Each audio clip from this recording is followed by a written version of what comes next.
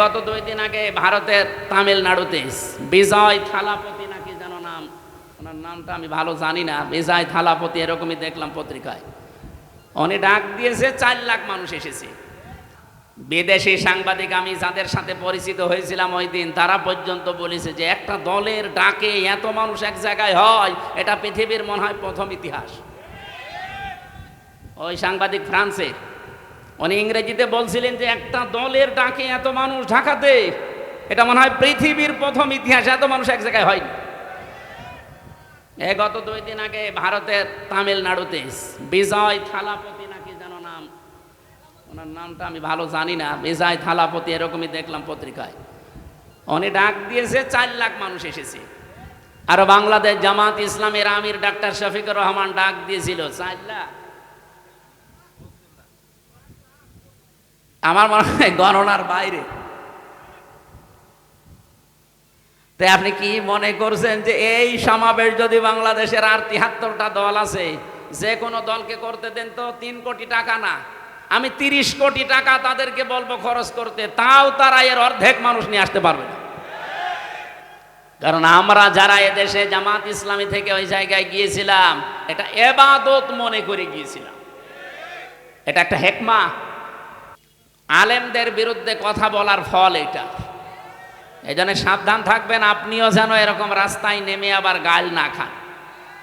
বলে আমরা চাচ্ছি নবীওয়ালা কাজের এই 3 নাম্বার কর্মসূচি হাতে নিতে।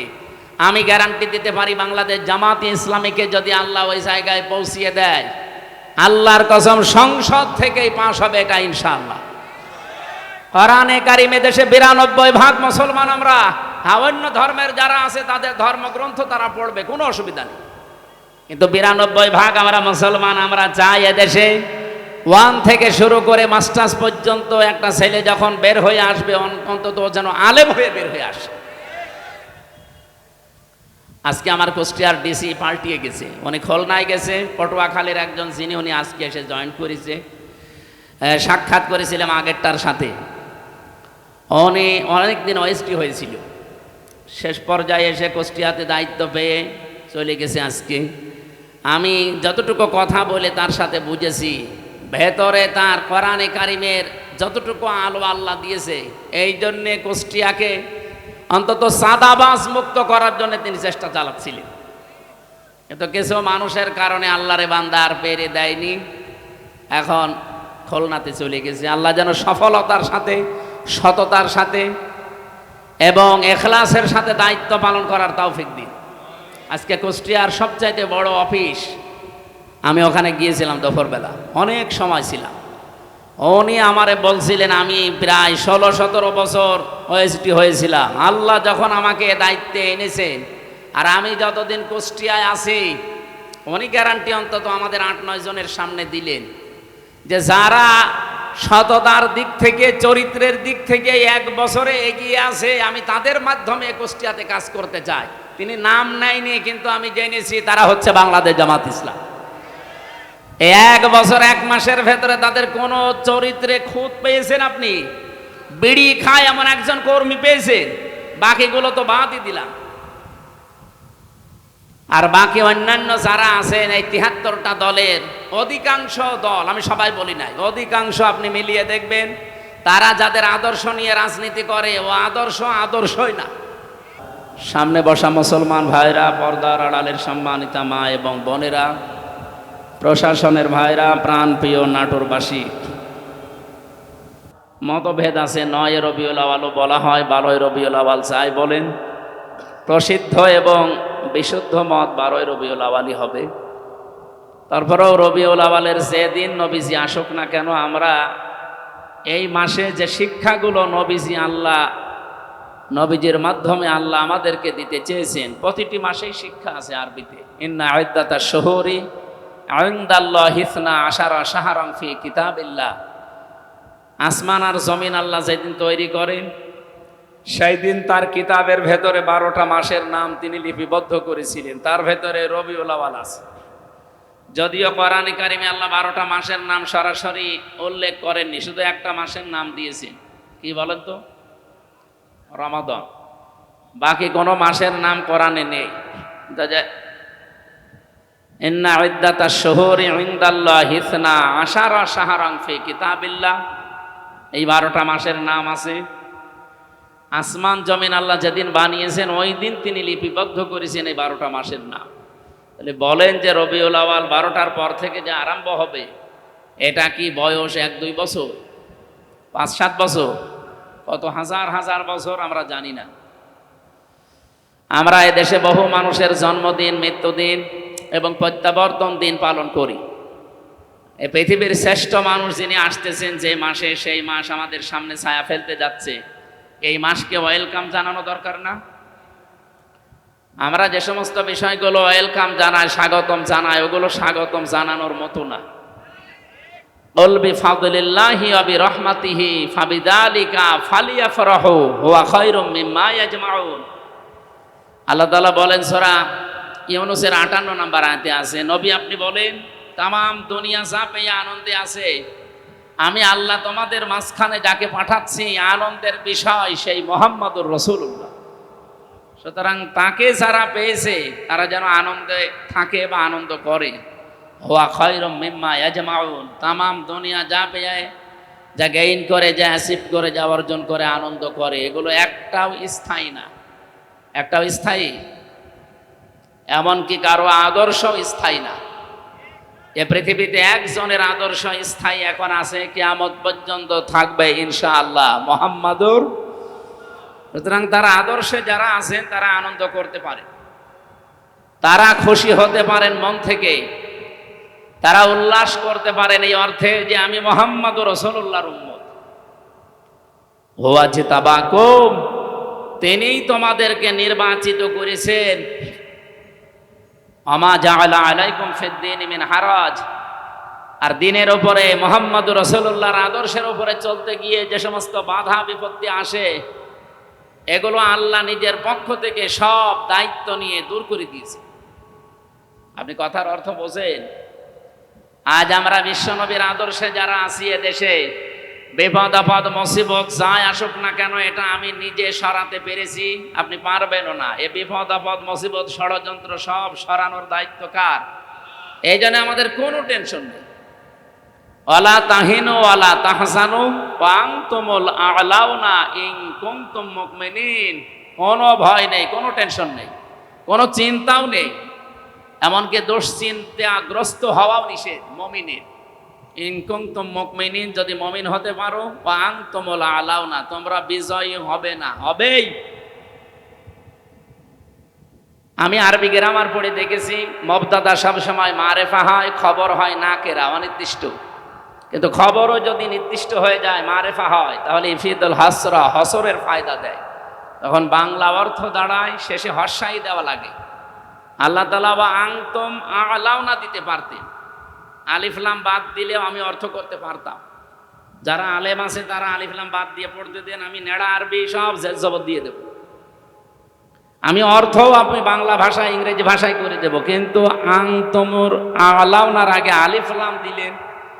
আমরা চিন্তা ভাবনা করে দেখলাম এখানে আলিফ লাম দেওয়ার কারণ আল্লাহ নিজে দায়িত্ব নিয়ে গ্যারান্টি দিচ্ছেন, তোমরা বিজয়ী হবেই। একটা শর্ত তুলো লাগিয়েছেন, ইন কুনতুম মুমিনিন, যদি মুমিন হতে পারো। বলেন তো বিজয় দেওয়ার একচ্ছত্র মালিকানা কার? আরো জোরে বলেন। মুক্তিযুদ্ধ হয়েছিল 71 সালে, আল্লাহ যদি বিজয় না দিতেন, এদেশের যত মানুষ ছিল সবাই মিলে মুক্তিযুদ্ধ করলেও জয় পাওয়া সম্ভব ছিল, এটা আমরা বিশ্বাস করি। কিন্তু ফজু পাগলা বিশ্বাস করে। ফজু পাগলা গত কয়েকদিন আগে বলেছি যে ফজরের নামাজ যদি পড়বেন, কোরআন শরীফ পড়বেন, এরপরে মুক্তিযুদ্ধর গান বাজাবেন। একটা কথা হইল, যদি কোরআন শরীফ পড়ার পরে যদি বলতো আপনারা হাদিস পড়বেন কয়েকটা, এরপরে দেশের জন্য দোয়া করবেন, তো মেনে নিতাম। মুক্তিযুদ্ধের গান বাজানো লাগবে কোন কারণে? মুক্তিযুদ্ধ হয়েছিল, স্বাধীন হয়েছিলাম, আল্লাহ বিজয় দিয়েছিলেন, এটা কোনো মানুষের কৃতিত্ব না, মানুষ কাজ করেছে, এতটুকু দায়িত্ব তার। বিজয় দেওয়ার একচ্ছত্র মালিকানা আমরা বিশ্বাস করি। আরো জোরে বলেন। এই আয়াতের ভেতরে ছিল বিজয় আল্লাহ দেবেই, তাহলে বিজয় দেওয়ার একচ্ছত্র মালিকানা আল্লাহ। তাহলে মমিন হওয়ার দায়িত্ব কার? বলেন বলেন। ও বলছে আল্লাহ, আল্লাহ মমিন হবে? আল্লাহ তো মমিন আছে। আল্লাহর যে 5,000 নাম, তার ভেতরে আমরা 99টা কম বেশি জানি। এখানে মমিন নামে একটা নাম নেই। আল্লাহ তো নিজে মমিন আছে, উনি আবার মমিন হবে কেন? ওনার ওপর বিশ্বাস করে আমাদের মমিন হওয়া লাগবে। তাহলে আমরা আজ আনন্দিত এই কারণে যে আমরা এমন একজনের উম্মত, তার উম্মত হওয়ার জন্য নির্বাচিত হওয়া লাগে। হুয়াজ তাবাকুম, তিনিই তোমাদেরকে নির্বাচিত করেন। আমার প্রশ্ন, নির্বাচিত হওয়া লাগে যেই পদ্ধতিতে, তার নাম কি? নির্বাচন। আপনারা কি ঘুমিয়ে গেলে? বলেন, নির্বাচিত হওয়া লাগে যে পদ্ধতিতে, এর নাম কি? এই যে এই 17 বছর চলছে, নির্বাচন হয়েছে? আমার এখন 33 বছর। 18 বছর থেকে যদি ভোট দিতে আরম্ভ করতাম, আমি 3 বার ভোট দিতে পারতাম, একবারও পারি না। তার মানে অন্তত এই আমার বয়সী যারা, এই 30, 32, 33 বছর যাদের বয়স, তারা নির্বাচন কি এটা আমরা জানি না। তাহলে এতদিন যারা আমাদের মাথার উপরে নির্বাচিত আমরা এই কথা বলে চালিয়েছে, এরা ডাহা মিথ্যাবাদী না?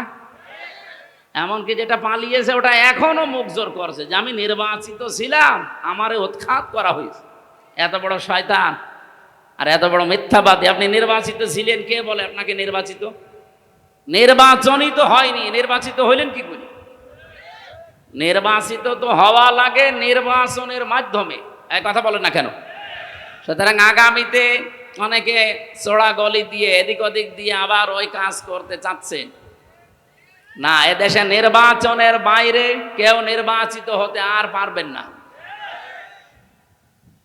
আমি খোলাখুলি বলছি, এটা রেকর্ড হচ্ছে, সারা দেশে যাচ্ছে। অনেকেই সত্য মিথ্যা মিলিয়ে বিভিন্ন ষড়যন্ত্রের মাধ্যমে তারা জানাতে চায় বাংলাদেশ জামাত ইসলামী নাকি ষড়যন্ত্র করছে দেশে যেন নির্বাচন না হয়। এই যে কোরআন শরীফ আমার হাতে, এটা ডাহা মিথ্যা কথা। এই 1 বছর 1 মাসের ভেতরে বাংলাদেশ জামাত ইসলামী শুধু একমাত্র দল যারা নির্বাচনের সব কাজ অলরেডি আরম্ভ করে দিয়েছে। আপনি বলেন তো, এটা কি মিথ্যা কথা বললাম? এখনো কোন দলের লোক এইভাবে মাঠে নেমেছে? আমরা তো নেমেছি আগে। আপনি কোন কারণে এ দলের ওপরে মিথ্যা তহমত চাপিয়ে দেন? মিথ্যা চাপাতে চাপাতে এখন আর জায়গা নেই। সুতরাং যারা এই ষড়যন্ত্রমূলক কথা বলছেন, আপনারা থামবেন। গত পরশুদিন কি হয়েছে রাতের বেলা আপনারা জানেন? গোপন সংবাদ এদেশে যা আরম্ভ করেছেন, আপনাদের 1 বছর 1 মাসের তালিকা কিন্তু বিশ্ব আন্তর্জাতিক মডেল যারা অনেকেই পেয়েছে হাতে, তারা আপনাদেরকেও দিতে চাচ্ছে না। আর মিথ্যা তহমত আমাদের ওপরে যা লাগিয়েছেন, এই কয়েকদিন ধরে যেটা চলছে, বিশেষ করে চরমপন্থার সাথে মৌলবাদ নাম দিয়ে এদেশের মুসলমানদেরকে অনেকেই এখনো পর্যন্ত কালার করার চেষ্টায় আছে এই বিশ্বের মডেলদের কাছে।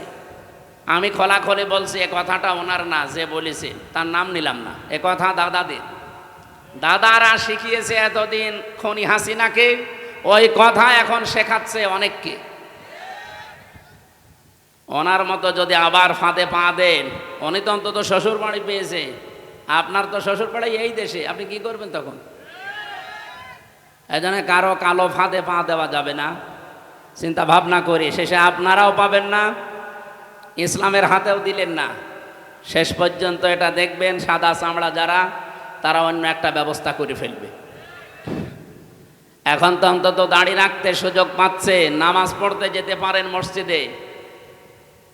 আমরা বাদ দিয়ে যদি অন্য কেউ শকুনের মতো এসে এই জায়গাটা দখল করে আবার একবার নিতে পারে না, তখন মসজিদেও যেতে পারবেন না, কপাল থাপড়িয়ে মরবে। আশা করছি রেকর্ড হচ্ছে বলে সারা দেশে যাবে, আমি সতর্ক করলাম, এটা আমি গোপনে জানি। আল্লাহ আমাদেরকে সব কিছু থেকে হেফাজত করুন। আমাদেরকে নির্বাচিত করেছেন কে বলেন? কি হওয়ার জন্যে? উম্মত, নবীজির উম্মত। যেহেতু আর 1-1.5 ঘন্টা 2 ঘন্টা পরে আরম্ভ হবে তার জন্মের মাস রবিউল আওয়াল, আমি এই সংক্রান্ত বিষয়গুলো সামনে এনে আজকে কথা বলতে চাই ঘন্টাখানিক। থাকবেন তো ইনশাল্লাহ? এখানে একেবারে নিস্তব্ধ হয়ে যাবেন, ভালো করে শুনবেন। যে আল্লাহ আমাদেরকে অন্তত এই গুরুত্বপূর্ণ একটা মাসে সফর মাস শেষের দিকে রবিউল আউয়াল আসতেছে। তিনি আমাদেরকে কোরআন কেন্দ্রিক জীবন গঠন করার জন্য, রসুলের সুন্নাহ কেন্দ্রিক জীবন গঠন করার জন্য আজকের এই আয়োজনে হাজির হবার তৌফিক দিয়েছে। এখানে দল মত নির্বিশেষে সবাই আছি আমরা। আমাদের পরিচয় এখন একটাই, আল্লাহর বান্দা, রাসূলুল্লাহর উম্মত। আর অন্য কোনো পরিচয় আছে? ওগুলো সব বাদ দেন। যে আল্লাহ আমাদেরকে সত্যিই বাড়ি থেকে পর্যন্ত নিয়ে এসে বসিয়ে রেখেছেন। আমি আসার সময় আমার পা দেবে যাচ্ছিল, তার মানে জায়গাটা এখনো ভেজা কাদা, নিচ দিয়ে এখনো পর্যন্ত ঠান্ডা উঠতেছে। বৃষ্টি কখন নেমে যায় এখন তার গ্যারান্টি নেই। এই জন্য আমরা খুব তাড়াতাড়ি করব। খুশি হয়ে বলেন আলহামদুলিল্লাহ। দরুদ আর সালাম পাঠ করার মাধ্যমে আজকে আমরা আরম্ভ করছি রবিউল আউয়াল। রবিউল শব্দের শাব্দিক অর্থ হচ্ছে বসন্ত। আওয়াল মানে প্রথম, প্রথম বসন্ত। বসন্ত কি খারাপ? এটা আসলে সব সজীবতা ফিরে পায়। এ পৃথিবী ঠিক ওই রকম অকেজো হয়ে গিয়েছিল। রব্বুল আলামিন বলেন লাকাদ মান্নাল্লাহু আলাল মুমিনিনা ইয বাআসা ফীহিম রাসূলাম মিন আনফুসিহিম ইয়াতলু আলাইহিম আয়াতিহি ওয়া ইউযাক্কিহিম ওয়া ইউআল্লিমুহুমুল কিতাবা ওয়াল হিকমা ইলা আখিরি আয়াত। সূরা আলে ইমরান থেকে বলছি 164 নম্বর আয়াতে আছে। আল্লাহ পাক বলেন লাকাদ মান্নাল্লাহ, অবশ্যই আমি আল্লাহ মানন করেছি, অনুগ্রহ করেছি, আলাল মুমিনিনা, পৃথিবীর মুমিনদের উপরে। আমরা যারা ঈমান এনে মুমিনের দাবি করছি, আমাদের উপরে সব চাইতে বড় মানান, অনুগ্রহ, দয়া আল্লাহর কি চাইতে বড় দয়া আল্লাহর কাছ থেকে এসেছে তিনটা। 1 নম্বরে কোরআনে কারীম, 2 নম্বরে মুহাম্মদুর রাসূলুল্লাহ, 3 নম্বরে আমরা মার বাবা পেয়েছি। এটা আল্লাহর রহমত। যাদের বেঁচে আছে রহমত বেঁচে আছে, যাদের মারা গেছে তার রহমত আর দুনিয়ায় নেই। তাহলে 2 নম্বরের ব্যাখ্যা বলছিলাম, বিশ্বনবীকে আমাদের মাঝে আল্লাহ পাঠিয়েছেন রহমত, মানান, অনুগ্রহ, দয়া হিসাবে। কি করতেন তিনি? ইয়াতলু আলাইহিম আয়াতিহি, তিনি আল্লাহর আয়াত তেলাওয়াত করে আমাদেরকে শোনাতেন। আজ ওপেন বলছি, আজ যত রকমের কথা বিভিন্ন রাজনৈতিক দল, বিশেষ করে বাংলাদেশে যারা দিন কায়েম করতে চান, তাদের উপরে আপনারা ছড়িয়ে দেন, বসিয়ে দেন, তাদের উপরে আপনারা চাপিয়ে দেন। তাদেরকে বলছি, যে মানুষগুলো বাংলাদেশে বলেন আমরা নবীওয়ালা কাজ করি, এই বাংলাদেশ সহ বিশ্বে নবীওয়ালা কাজ করছে যারা এই 4টা কর্মসূচি হাতে নিয়েছে।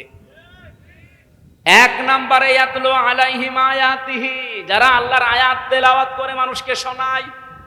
আরে ভাই, আমি তো নিজে সাক্ষী দিচ্ছি, এতদিন তো ওইভাবে অ্যাক্টিভ ছিলাম না। জেল থেকে বের হয়ে অ্যাক্টিভ হয়ে দেখলাম বাংলাদেশ জামায়াতে ইসলামী এবং ইসলামী ছাত্র শিবির আর ইসলামী ছাত্রী সংস্থা, এই 3টার ভেতরে আমি শুধু পেয়েছি তারা কোরআন তেলাওয়াত করে আগে মানুষকে শোনাবে। এটা প্রথম কর্মসূচি। এটা শোনাতে হলে নিজের যোগ্যতা লাগবে। এই জন্য তাদের 15টা পয়েন্ট প্রতিদিন লেখা লাগে। তার প্রথম পয়েন্টে আপনি কোরআন শরীফ কয় আয়াত পড়েন, বুঝে পড়েন না আন্দাজে পড়েন, ওইটাও আবার লেখা লাগবে। হাদিস আপনি কয়টা পড়েন, বুঝে পড়েন না ব্যাখ্যা সহ পড়েন না আন্দাজে পড়েন, ওইটাও লেখা লাগবে। আরো তো 13টা বাদ দিলাম। আপনি এই 2টায় ধরেন, নবীওয়ালা কাজ করতে হলে অবশ্যই আপনাকে কোরআন জানা লাগবে। এক কথা বলেন এখানে, বাংলাদেশ জামায়াতে ইসলামীতে যোগ দিতে হলে আপনাকে যদি আস্তে আস্তে উপরে উঠতে হয়, মাস্ট বি কোরআন জানা লাগবে। জামাতের কোন রকম হয়েছে কোরআন পড়তে পারে না, আপনি বাংলাদেশ পুরাটা যদি দেখাতে পারেন, আমি ওয়াজ বাদ দিয়ে দেব। আমি নিজে তো সারা দেশে গেছি, আমার নিজের জেলা থেকেও বলছি। আমার মতো আমির হামজা, আমি হাফেজ, কোরআনের ওপর আমার অনার্স মাস্টার্স করা। আমার রোকন হতে গিয়ে যিনি দায়িত্বে এসেছিলেন ঢাকা থেকে 120টা প্রশ্ন করেছি। আমার মতো মানুষ 120টা প্রশ্ন, কোরআন কেন্দ্রিক প্রায় 20টা, পরিবার নিয়ে 20টা। এতদিন পর্দার ওয়াজ করেছি, কিন্তু খাস পর্দা কি এটা আমি নিজেও ওভাবে মানতাম না। অক্টোবরের 13 তারিখে রোকন হওয়ার পর থেকে আমি বাস্তবে দেখেছি যে পর্দা কি জিনিস আর কেন করা লাগে। জামাত ইসলামীর কথা আমি এই জন্যে বলছি, বাংলাদেশে 73টা সংগঠন আছে, দল আছে। কোন দলে আপনি কাজ করলে জামাত কর্মী মানে সমাজকর্মী, অন্য দলের কোন কর্মী মানে সমাজকর্মী আমি পাইনি। কিন্তু জামাত ইসলামের কর্মী হতে হলে আপনাকে আগে সমাজকর্মী হওয়া লাগবে। এটা বানিয়ে বললাম? আপনি সারা বাংলাদেশে 56,000 বর্গ মাইলে যেখানে জামাত কর্মী দেখবেন, সে শুধু কর্মী না, দেখবেন সে সমাজকর্মী। তার যতটুকু ইনকাম আছে ওই টাকা দিয়ে হলেও, দলীয়ভাবে হলেও, এলাকার মানুষকে নিয়ে হলেও সে সামাজিক কোনো কর্মকাণ্ডের সাথে দেখবেন লেগে আছে। এই জন্যে আমরা গ্যারান্টি দিতে পারি বাংলাদেশে জামাত ইসলামীতে ছোট থেকে বড় পর্যন্ত যারা আছে কেউ চাঁদাবাজি করে না। রবিউল আউয়াল মাসের যে 12টা শিক্ষা বলছিলাম না, তার একটা শিক্ষা আছে। আমরা শেষ পর্যন্ত ঘন্টাখানিক কথা বলতে চাই, থাকবেন তো? গুরুত্বপূর্ণ কিছু তথ্য নিয়ে আসবো ইনশাআল্লাহ। আমার ভাইরা, খুব অল্প সময়ের ভেতরে যেহেতু কথা শেষ করা লাগবে, নবীওয়ালা কাজ করতে হলে 4টা কর্মসূচি হাতে নেওয়া লাগে। 1 নাম্বার, আপনি আল্লাহর আয়াত তেলাওয়াত করে মানুষকে শোনাবেন, দাওয়াত দেবেন। এটা জামাত ইসলামীর ভেতরে আমি পেয়েছি। এই জন্য নবীওয়ালা কাজ যদি কেউ করে তাহলে দেশে জামাত ইসলামী করছে। 2 নাম্বারে ওয়াইযাক্কিহিম, তারা পবিত্রকরণ। এই যে সংস্কার বলছেন, এটা এই শব্দ থেকে নেওয়া। সংস্কার তো 1 বছর 1 মাস হয়ে গেল, যা আশা করেছিলাম কিছুই হয়নি। শুধু নাটোরের ডিসি গেছে কুষ্টিয়ায়, কুষ্টিয়ারটা কুমিল্লায়, মাল তো সব একই আছে। আমরা চাই যে দায়িত্ব ভার নিয়ে আপনি বসেছেন, এটা যেন কিছুদিনের ভেতরে অন্তত আমাদের দেখান, নয়তো আমরা বিশ্বাস হারিয়ে ফেলছি। অন্তত সংস্কার এবং দৃশ্যমান কয়েকটা বিচার দেখান। এক কথা বলেন না কেন যে একটা মহিলার সিদ্ধান্তের কারণে 2000 মানুষ অলরেডি বিদায় নিয়েছে? এটা সরকারি জরিপ। বেসরকারি জরিপ হচ্ছে 3432 জন। এতগুলো মানুষ যার কারণে দুনিয়া থেকে এই 24 সালেই বিদায় নিল, আর এই 15.5 বছর তো বাদই দিলাম। এখনো পর্যন্ত প্রায় 40,000-এর উপরে মানুষ বিভিন্ন হাসপাতালের বেডে, বাড়িতে কাতরাচ্ছে। একটা মানুষের কারণে যদি এরকম ক্ষতি হয় তো তার কিছু করা দরকার না? আমরা চাই খনি হাসিনার দৃশ্যমান বিচার যেন এদেশে তাড়াতাড়ি করা, নয়তো আবার কেউ খনি হাসিনা হয়ে উঠবে। অনেকে আশা প্রকাশ করছে। আজকেও একটা মিছিল হয়েছে ঢাকাতে, পিঠের ওপরে বাম্বু গেছে, তখন আবার সোজা হয়ে গেছে। আজকে বিকালবেলা দেখবেন ফজলুর রহমান ফজল সাহেব উনি সংবাদ সম্মেলন করে বলছে, আমি জামাতকে কালো দল বলি নাই, মুখ স্লিপ হয়ে বেরিয়ে যেতে পারে, আমি বলি নাই। আমার মনে হয় কেউ পেছন দিয়ে কিছু দিয়েছে।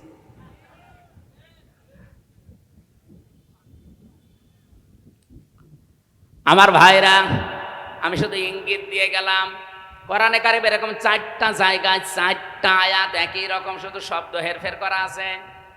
সূরা বাকারা 129 নম্বর আয়াত, সূরা বাকারা 152 নম্বর, 151 নম্বর আয়াত, সূরা আলে ইমরান 164 নম্বর আয়াত, আর সূরা জুমা 2 নম্বর আয়াত।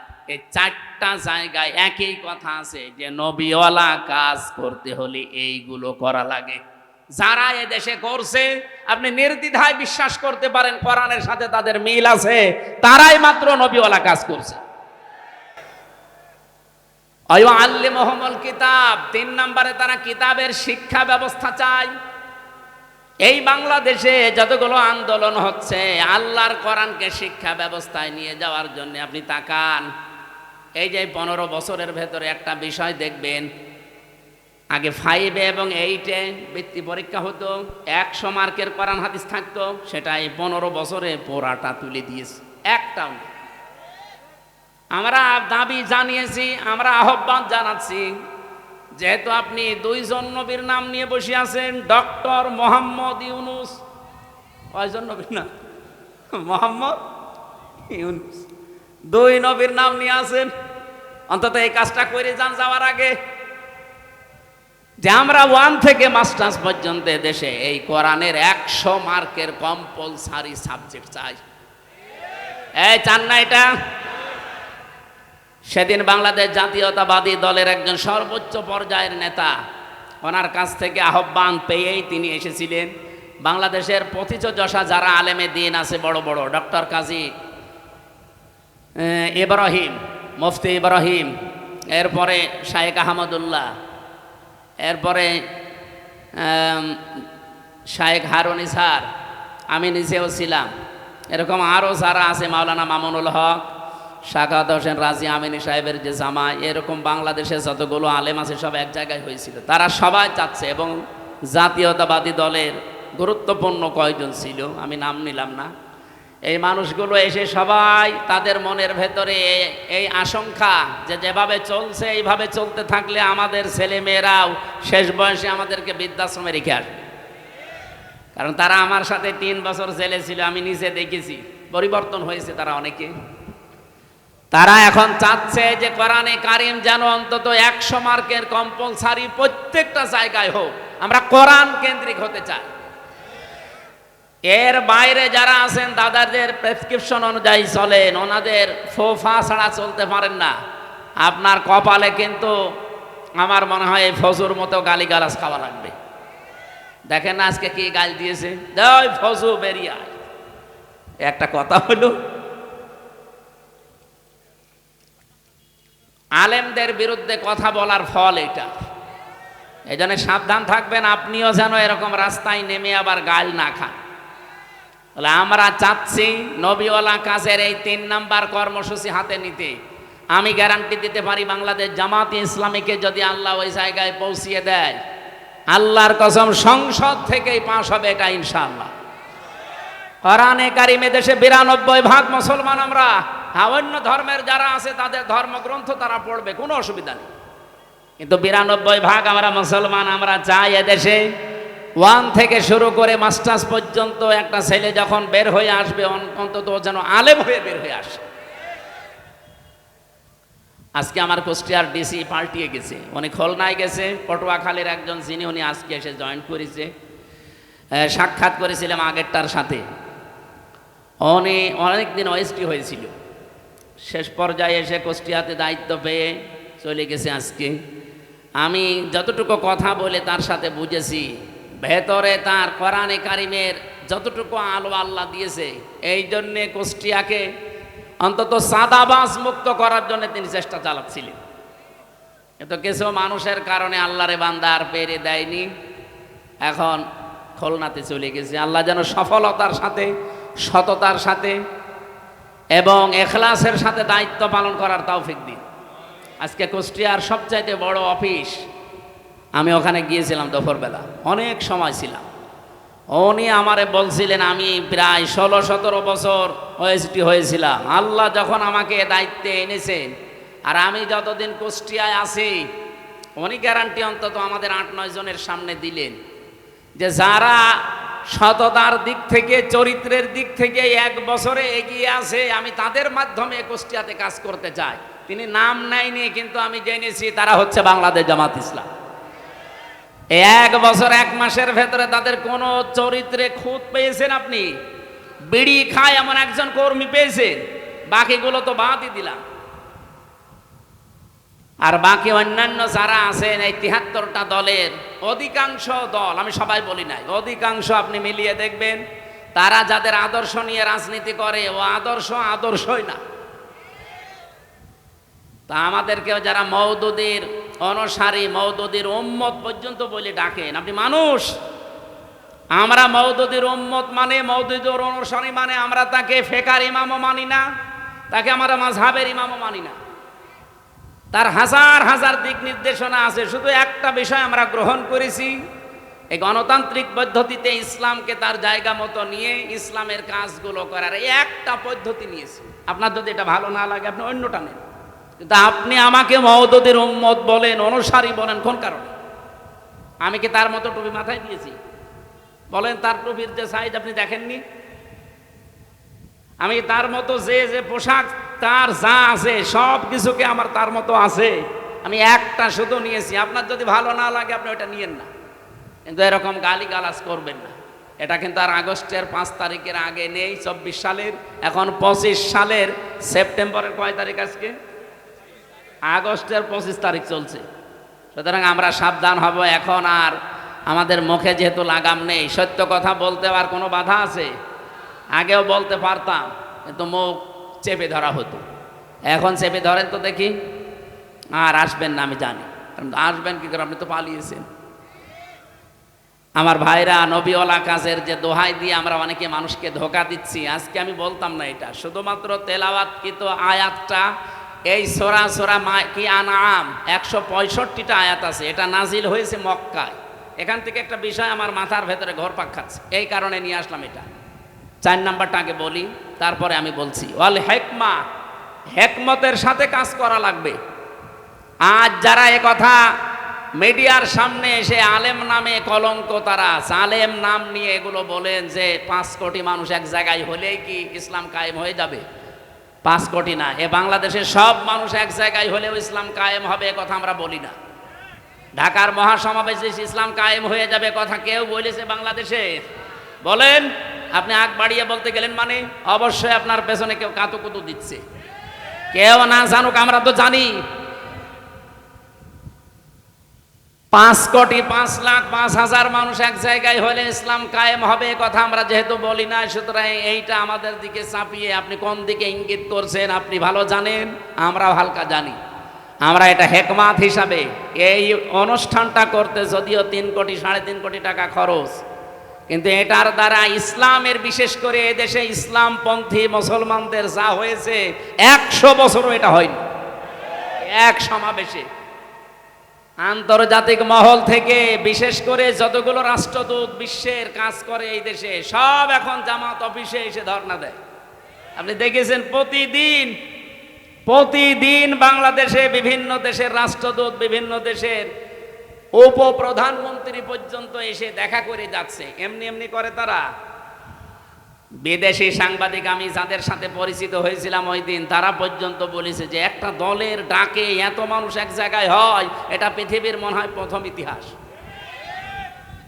ওই সাংবাদিক ফ্রান্সে, উনি ইংরেজিতে বলছিলেন যে একটা দলের ডাকে এত মানুষ ঢাকাতে, এটা মনে হয় পৃথিবীর প্রথম ইতিহাস, এত মানুষ এক জায়গায় হয়নি। গত 2 দিন আগে ভারতের তামিলনাড়ুতে বিজয় থালাপতি নাকি যেন নাম, ওনার নামটা আমি ভালো জানি না, বিজয় থালাপতি এরকমই দেখলাম পত্রিকায়, উনি ডাক দিয়েছে 4 লাখ মানুষ এসেছে। আর বাংলাদেশ জামাত ইসলামের আমির ডাক্তার শফিকুর রহমান ডাক দিয়েছিল 4 লাখ। আমার মনে হয় গণনার বাইরে। তাই আপনি কি মনে করছেন যে এই সমাবেশ যদি বাংলাদেশের আর 73টা দল আছে, যে কোনো দলকে করতে দেন তো 3 কোটি টাকা না, আমি 30 কোটি টাকা তাদেরকে বলবো খরচ করতে, তাও তারা এর অর্ধেক মানুষ নিয়ে আসতে পারবে না। কারণ আমরা যারা এদেশে জামাত ইসলামী থেকে ওই জায়গায় গিয়েছিলাম, এটা ইবাদত মনে করে গিয়েছিলাম। এটা একটা হেকমা। আমরা হেকমার ব্যাখ্যায় অনেকগুলো বিষয় ছিল, আমি সবগুলো নিয়ে আসতে পারছি না। আমি শুধু এই মক্কা এবং মদিনায় নাসিল হওয়ার একটা প্রেক্ষাপট নিয়ে আসতে চেয়েছি। এদিকে তাকান, এ সূরা নাসিল হয়েছে মক্কায়। কোথায়? কোরআন শরীফের ভেতরে মক্কায় নাসিল হওয়া সূরা 92টা, আর মদিনায় নাসিল হওয়া সূরা 22টা। অন্য আরেকটা বর্ণনা আছে 86টা আর 28টা। আমরা প্রথমটায় ধরলাম। তাহলে এই সূরাটা মক্কায় 165টা আয়াত আছে, আমরা মাত্র একটা আয়াত পড়েছি। আমার এই মাথার ভেতরে এই আয়াত নিয়ে যত তথ্য আছে, এই 1 ঘন্টা তো এমনি বললাম, কিয়ামত পর্যন্ত আলোচনা করলো এই আয়াত শেষ হবে না। এত কথা এর ভেতরে আল্লাহ লুকিয়ে রেখেছে। আমরা হালকা টান দিয়ে কিছু বের করতে পারবো ইনশাল্লাহ, ওইগুলো আপনাদেরকে ডেলিভারি দেবো ইনশাআল্লাহ। তাহলে সূরাটা নাজিল হয়েছিল কোথায়?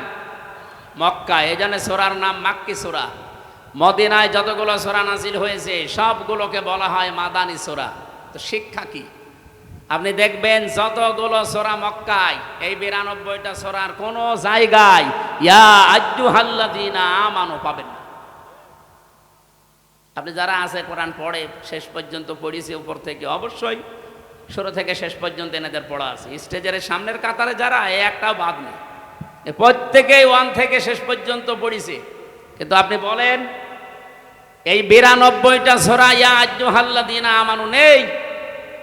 ইয়া আইয়ুহাল্লাযীনা আমানু, হে যারা ঈমানের দাবি করো, এই কথা আছে শুধুমাত্র মাদানী সূরার এই 22টা সূরায়, তাও 89 জায়গায় শুধু। বলেন এবার বাস্তবতা কি? আমার এই মাথার ভেতরে আমি এটা পেয়েছিলাম, এই মালয়েশিয়া বিশ্ববিদ্যালয়ে একটা সেমিনার ছিল, ওখানে প্রায় 28টা দেশের শিক্ষক শিক্ষিকা এসেছিল। ওই সেমিনারে কথা বলতে আমারও 2 মিনিট সময় দিয়েছিল, যে তাকওয়ার ব্যাখ্যাগুলো আপনি সঠিকভাবে 2 মিনিটের ভেতরে তুলে ধরেন। এক একজনকে এক একটা দিয়েছে। তার ভেতরে ওটা ফ্রান্সের, হ্যাঁ শিক্ষক ফ্রান্সের, উনি একটা তথ্য বলছিলেন, পৃথিবীতে সবচাইতে দামি পানি ওয়াটার কোনটা বলেন তো? হ্যাঁ, এটা তো আমিও বলেছিলাম, কিন্তু আমি বলেই ধরা খেয়েছি। আরে ভাই, 1 গ্লাস জমজমের পানি কয় টাকা? আমার কাছে আছে, আমি 5 লিটার পানি কিনে নিয়ে আসলাম, আসার সময় 12 টাকা নিল। 12 টাকা মানে বাংলাদেশে মনে হয় 380 টাকা, 1 টাকায় 32 টাকা, তো সেই হিসাবে 380 টাকা না কত হয়, তাও 5 লিটার। 1 গ্লাস পানির দাম খুব বেশি হলেও কত 20-22 টাকা হবে বাংলাদেশে। এবার বাস্তবতা বলেন, পৃথিবীতে সবচাইতে এখন দামি পানি যেটা, না অ্যাকোয়া ক্রিস্টালা, ওই যে নীতা আম্বানির বউ, নীতা আম্বানি পান করে, কি নাম, কি আম্বানি ওনার নাম, মুকেশ আম্বানির স্ত্রী নীতা আম্বানি, এটা স্বর্ণের কি যেন মিশিয়ে দেয় ওর ভেতরে, খুব দামি পানি। 1 লিটার পানির দাম বাংলাদেশের 3.5 লাখ টাকা। আমার মনে হয় মহিলার যদি 24 ঘন্টায় অন্তত 3-4 বোতল পানিও লাগে, 3-4 লিটার, কত টাকার পানি লাগতে পারে আপনি বলেন তো? 10-12 লাখ টাকার শুধু পানি খরচ হয় তার, আর বাকি যা তো বাদই দিলাম। এই পানিটা খুব দামি পানি। এই প্রশ্নের উত্তর আমি ওই দিন, আমিও আপনাদের মতো একেবারে হুসুকে বাঙালি, জমজমের পানি, জমজমের পানি, আমার এই হিসাব মিলিয়ে স্যার আমারে জিজ্ঞাসা করছে কোথা থেকে এসেছেন, আমি বললাম আরবিতে, বললাম যেহেতু মেন বাংলাদেশ, উনি আরবি ইংরেজি অনেকগুলো ভাষা আয়ত্তে আছে ওনার, তা আমারে বলছে যে এইভাবে লেখাপড়া করলে হবে, বিশ্ব সম্পর্কে জানা লাগবে না? তো ওই সেমিনারে একটা বিষয় আমি পেয়েছিলাম এইটা, তার ভেতরে যেহেতু জ্ঞান অর্জন করলে ওইটা আবার পৌঁছিয়ে দেওয়া লাগে, এ নির্দেশ কার? বাল্লেগো আন্নি ওয়ালাও, একটা বাক্য যদি জানো ওটা পৌঁছিয়ে দাও। সেই হিসাবে আমি পৌঁছিয়ে দিতে চাই, সঠিকভাবে তুলে ধরবো, মানবেন তো ইনশাল্লাহ? আপনি আবার মনে করেন না যে হুজুর টেনে কথা বলছে না। এই যে কোরআন শরীফ আমার সামনে, আল্লাহর কসম আমি যা শুনেছি বুঝেছি ওইভাবেই বলছি। বলেন 92টা সূরা আল্লাহ নাযিল করলেন মক্কায়, একটা জায়গায় ইয়া আইয়ুহাল্লাযীনা আমানু বললেন না।